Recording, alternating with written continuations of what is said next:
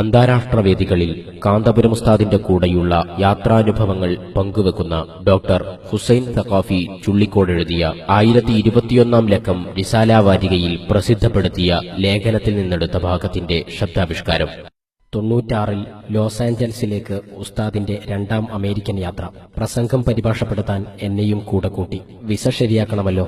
മദ്രാസിലെ American കോൺസുലേറ്റിനു മുന്നിൽ ഒരു മുഴുദിവസം നിന്ന് കുഴങ്ങി. നടക്കത്തില്ല. ദേവഗൌഡ പ്രധാനമന്ത്രിയായി ഭരണം തുടങ്ങിയ ആദ്യ നാളുകളാണ്. ഗൌഡയുടെ വലം കൈയായി മന്ത്രിസഭയിൽ CM ഇബ്രാഹിമുണ്ട്. ഉസ്താദ് CMനെ വിളിച്ചു. വിസ കിട്ടിയേ പറ്റൂ. ഉസ്താദ് പറഞ്ഞാൽ പിന്നെ മറ്റൊന്നും പറയാനില്ല. ശരിയായി എന്ന് കരുതിയാൽ മതി. ചുള്ളിക്കോട്, നിങ്ങൾ ഇങ്ങ് ഡൽഹിക്ക് വാ. താമസിക്കാൻ താൽക്കാലിക റൂം വേണം. വ്യോമയാന മന്ത്രിക്ക് സൗകര്യങ്ങൾ തീർപ്പായിട്ടില്ല. ഒരു കാര്യം ചെയ്യും, റൂം എടുക്കേണ്ട. ഞാനിപ്പോൾ കർണാടക ഭവനിലാണ് താമസം. അവിടെ കഴിഞ്ഞോ? ഉസ്താദിനോടുള്ള ആദരം ശിഷ്യന്മാരിലേക്ക് വരെ അരിച്ചിറങ്ങുന്നതിന്റെ അഴക് നോക്കൂ. പിറ്റേന്ന് അംബാസഡറുടെ ചേംബറിൽ. എന്തിനാ അമേരിക്കയിൽ പോകുന്നത്? എന്റെ ഗുരുവിനെ അവിടെ പ്രഭാഷണമുണ്ട്, അത് പരിഭാഷപ്പെടുത്താൻ. ആഹാ, എന്നാൽ താങ്കൾ മാത്രം വിസ തന്നാൽ ചെന്ന് പ്രസംഗിച്ചു പോരുമോ? ഇല്ല, ഞാൻ ഗുരുവിന്റെ സേവകനായി കൂടെ ചെല്ലുകയാണ്. ഗുരു പോകുന്നില്ലെങ്കിൽ പിന്നെ എന്റെ കാര്യവും ഉദിക്കുന്നേയില്ല. ഓ, ഗുരുശിഷ്യ ബന്ധം അത്ര സുദൃഢമാണോ?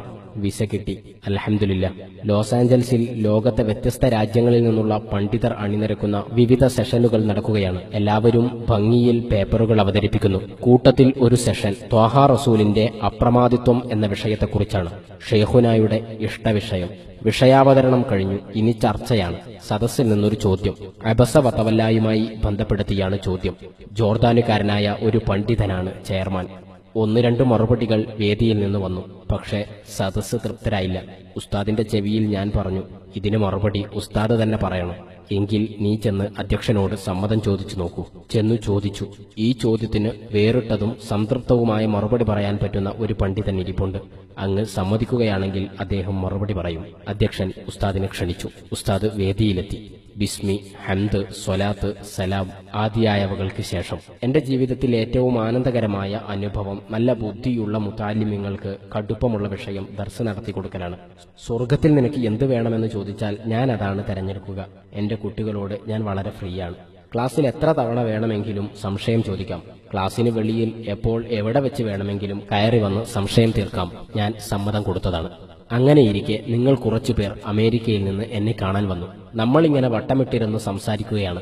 അതിനിടയുണ്ട് ഒരു കുട്ടി സംശയവുമായി കയറി വരുന്നു. അന്നേരം ഞാൻ അവനോട് അല്പം കഴിഞ്ഞു വാ എന്ന് മുഖഭാവം കൊണ്ട് പറയുന്നു. ഇത് ഞാൻ ചെയ്യുന്നതൊരു തെറ്റാണോ? സദസ്സ് ഒന്നടങ്കം പറഞ്ഞു, അല്ല അല്ല. അത് തന്നെയാണ് സയ്യിദുൽ വജൂദിന്റെ കാര്യത്തിലുണ്ടായതും. ഉമ്മ മഖ്തൂം റളിയല്ലാഹു അൻഹു എപ്പോഴും തങ്ങളുടെ ചാരത്ത് തന്നെയുണ്ട്. ഈ വന്നിരിക്കുന്നത് ഖുറൈശി പ്രമുഖരാണ്. അവരുമായുള്ള ഉഭയകക്ഷി ചർച്ച ദീനിന് ഉപകാരപ്പെടുമെങ്കിലോ? ത്വാഹ റസൂലിന്റെ നോട്ടം അങ്ങോട്ടാണ്. അതിഥികളെ ആദരിക്കണം. അതാണ് അവിടെ തങ്ങൾ ചെയ്തത്. നല്ല കാര്യം ചെയ്താൽ പ്രശംസിക്കുകയാണ് വേണ്ടത്. അതാണ് അള്ളാഹു ചെയ്തതും. ഈ ആയത്ത് സത്യത്തിൽ ദമ്മല്ല, മദ്ഹാണ്. ഉസ്താദ് പറഞ്ഞു നിർത്തിയപ്പോൾ സദസ്സിൽ തക്ബീർ. ഉടനെയുണ്ട് കുറച്ച് ചെറുപ്പക്കാർ കയറി വരുന്നു. കാനഡക്കാരാണ്. വന്ന കാര്യം മറ്റൊന്നുമല്ല, ബ്രിട്ടീഷ് കൊളംബിയയിലെ വാൻകൂവറിൽ പിറ്റേന്ന് ഒരു മഹാസമ്മേളനം നടക്കുന്നുണ്ട്. അതിന്റെ സംഘാടകർ കൂടിയാണവർ. അവർക്ക് നാളെ ഉസ്താദിനെ കാനഡയിലേക്ക് കിട്ടണം. ഇനി ഇപ്പോൾ എങ്ങനെ വരാൻ? സമയമില്ലല്ലോ.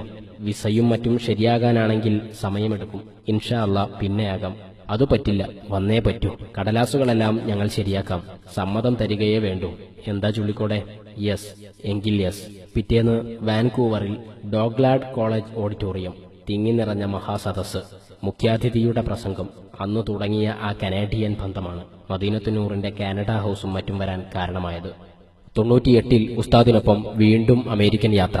ഇക്കുറി വാഷിംഗ്ടൺ സിറ്റിയിലാണ്. പരിപാടി കഴിഞ്ഞ് ന്യൂയോർക്കിലേക്ക് ചെന്നു. അവിടെ പ്രസിദ്ധമായ എംപയർ സ്റ്റേറ്റ് ബിൽഡിംഗ് കാണണമെന്ന് പുളിക്കൽ ഹനീഫ സാഹിബ് പറഞ്ഞു. താമസവും മറ്റു സൗകര്യങ്ങളൊക്കെ തന്നത് ഹനീഫ സാഹിബാണ്.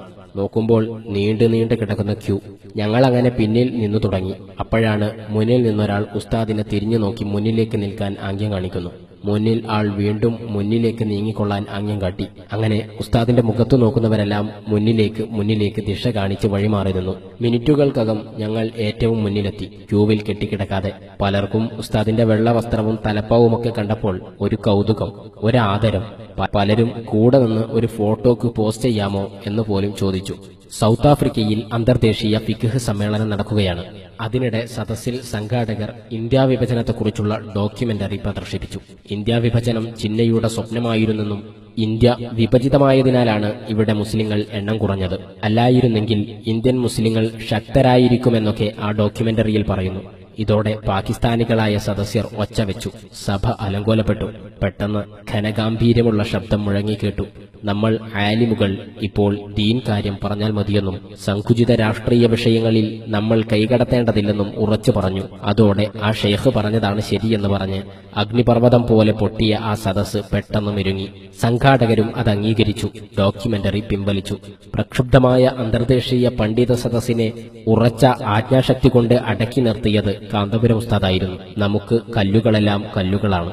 പക്ഷേ കല്ലു വിൽപ്പനക്കാരന് വൈഡൂര്യവും പുഷ്യരാഗവും മരതകവും മാണിക്യവും വേറെ വേറെ തിരിച്ചറിയാനാകും.